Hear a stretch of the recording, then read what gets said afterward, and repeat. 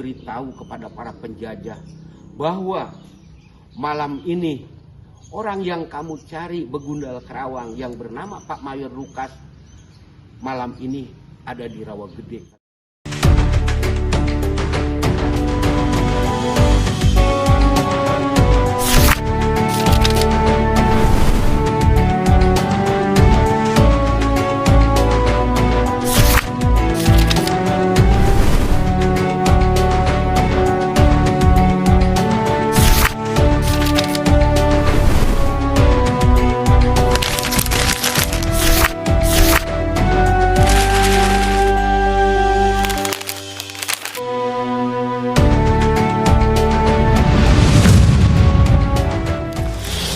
Monumen Rawagede, bukti nyata perjuangan para penduduk desa Rawagede yang rela mengorbankan jiwa dan raga demi mempertahankan keselamatan rakyat serta tanah kelahiran tercinta. Peristiwa kelam yang telah menjatuhkan sekitar 431 nyawa. Peristiwa ini telah menjatuhkan banyak korban yang pantang menyerah dalam melawan para penjajah, sehingga pada akhirnya dibangunlah Monumen Rawagede untuk mengenang pengorbanan masyarakat desa Rawagede. Aku Dia Melda Hairunisa. Saya Nia Adinia. Saya Putri Nurmalasari. Saya Zahra Arpancija. Disinilah kami akan membawa teman-teman sekalian untuk mengulik kisah di balik berdirinya Monumen Rawagede. Di Desa Balongsari, Kecamatan Rawamerta, Kabupaten Karawang, berdiri sebuah monumen yang dikenal dengan nama Monumen Rawagede. Sebuah situs sejarah yang kemudian dijadikan cagar budaya yang menjadi bukti nyata perjuangan para penduduk Desa Rawagede dalam mempertahankan tanah kelahiran mereka. Pada kesempatan kali ini, kami berencana untuk mengulas kisah di balik berdirinya Monumen Rawagede dan juga hal-hal yang berkaitan dengan monumen tersebut. Disinilah kami dipertemukan dengan narasumber yang memiliki kaitan dengan beberapa saksi nyata dari peristiwa Rawagede yang terjadi di masa lampau. Jadi kami sebagai warga masyarakat Rawagede merasa bangga kedatangan salah satu Mayor Jenderal Tayo Tarmadi datang ke Rawagede membuatkan filosofi bangunan karena beliau sangat cinta dan sangat menghargai ke para pahlawan yang ada di desa kami. Akhirnya beliau memutuskan membuatkanlah monumen ini yang melambangkan hari kemerdekaan. Makanya kami pada waktu itu mengucapkan banyak-banyak terima kasih kepada Pak Tayo Tarmadi karena beliau berkenan datang ke Rawagede. Akhirnya beliau diketemukan pada waktu itu dengan saksi hidup. Beliau ngobrol panjang lebar dengan saksi hidup. Akhirnya beliau membuatkan filosofi cindera mata menghargai para pahlawan yang ada di desa kami. Maka inilah rancangan beliau, bahkan pelaksanaannya beliau, merangkap jadi arsiteknya pun beliau pada waktu itu. Pada tahun 96 berdirilah bangunan ini, diresmikan 1996 yang menggambarkan, melambangkan hari kemerdekaan. Mungkin bisa melambangkan hari kemerdekaan dari anak tangga 17. Piramidnya ada 4, tingginya 5 meter, bangunan masih di atas. Itulah bisanya tadi menceritakan melambangkan hari kemerdekaan itu ngambil dari anak tangga, piramid, dan tinggi, panjang, dan kalawan lebar. Itulah mungkin filosofi gambaran monumen ini. Nanti kita naik ke atas. Silahkan.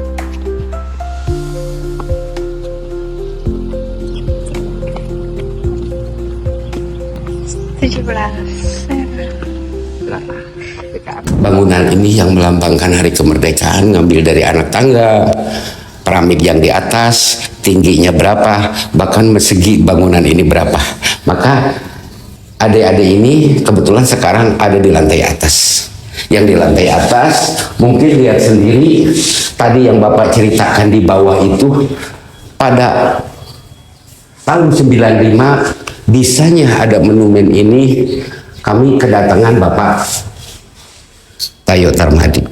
Beliaulah sampai jadi perancang dan arsitek membuat bangunan ini, dan beliaulah pada waktu itu yang meresmikan pada tahun 1996.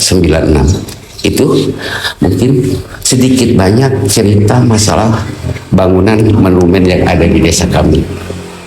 Nah, kita udah ada di lantai atas. Mungkin ada lihat ada ruangan diorama. Salah satu ibu yang merangkul dua anaknya, maka itu menceritakan ketika waktu dulu seorang ibu anaknya meninggal dua-duanya, makanya dibuatkanlah ruangan diorama ini. Nanti sejarahnya ada di bawah, yang namanya Adul sama Atung. Nanti ada di bawah. Itulah gambaran diorama yang ada di lantai atas, di lantai 2, yang menggambarkan pada waktu itu ketika waktu di bumi hanguskan rawa gede ada seorang ibu yang meninggal 2 anaknya. Maka dibuatlah patung seperti ini menceritakan ketika waktu dulu. Begitu ketemu, kata mereka, anaknya sudah meninggal dua-duanya, dirangkullah oleh mereka, maka dibuatkanlah patung ini. Itulah sedikit banyak cerita patung yang ada di atas. Inilah menceritakan sama loh saya di atas.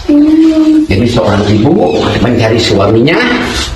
Begitu ketemu, suaminya sudah terkapar jadi mayat, ditangisilah oleh mereka.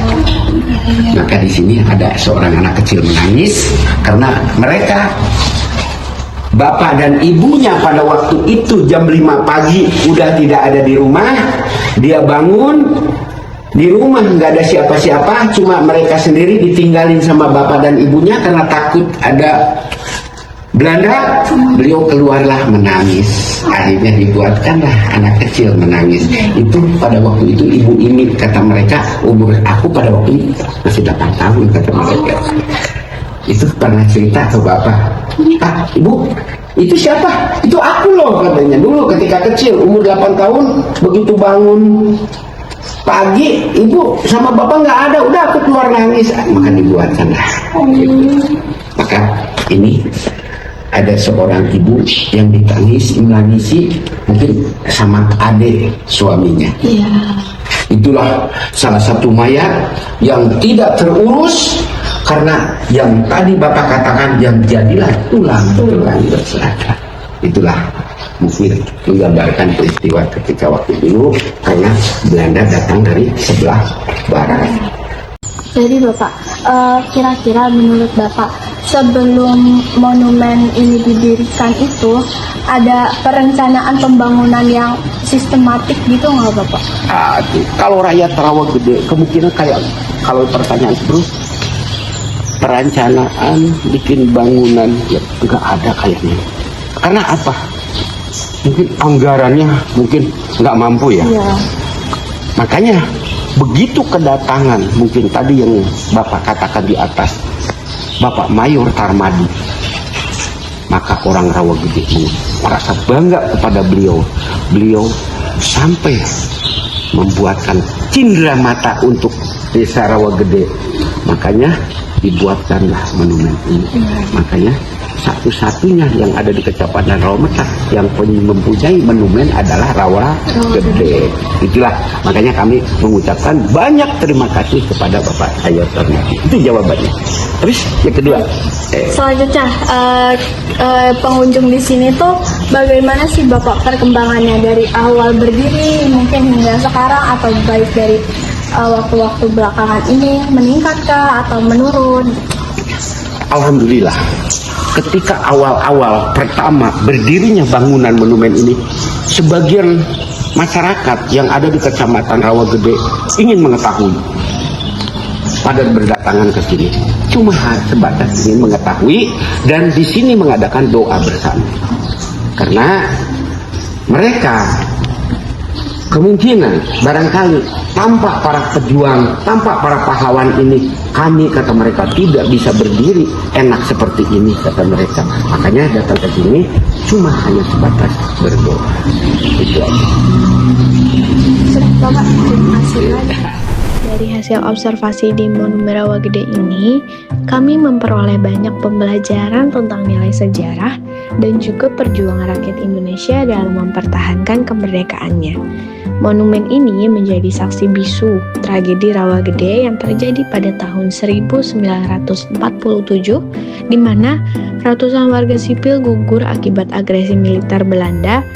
Dan melalui kunjungan ini, kami dapat memahami betapa besar pengorbanan masyarakat pada masa itu untuk mempertahankan kehormatan bangsa. Secara umumnya, kondisi Monumen Rawa Gede ini terawat cukup baik, area taman dan bangunan utama tampak bersih serta dijaga dengan rapi. Terdapat papan informasi sejarah yang membantu pengunjung untuk memahami peristiwa yang terjadi di lokasi tersebut. Namun, di beberapa bagian masih terlihat perlu penambahan fasilitas seperti tempat duduk atau papan petunjuk yang lebih jelas agar pengunjung semakin nyaman. Dari segi antusiasme pengunjung, baik warga setempat maupun dari luar daerah menunjukkan kepedulian yang tinggi terhadap monumen ini. Banyak yang datang untuk berziarah, belajar sejarah, atau sekedar mengenang jasa para pahlawan. Pemerintah daerah dan masyarakat sekitar juga terlihat aktif dalam menjaga dan mempromosikan monumen ini, terutama saat peringatan hari-hari bersejarah. Secara keseluruhan, observasi di Monumen Rawa Gede ini memberikan pengalaman yang berharga tentang pentingnya mengenang sejarah, menghormati para pahlawan, dan juga menjaga warisan perjuangan bangsa agar tetap hidup di hati generasi muda. Nah, teman-teman sekalian, begitulah kondisi Monumen Rawa Gede pada saat ini. Sebagai salah satu cagar budaya yang berada di kota Karawang, ternyata Monumen Rawa Gede masih berdiri kokoh, sehingga teman-teman sekalian bisa berkunjung secara langsung ke Desa Balongsari, Kecamatan Rawamerta, Kabupaten Karawang.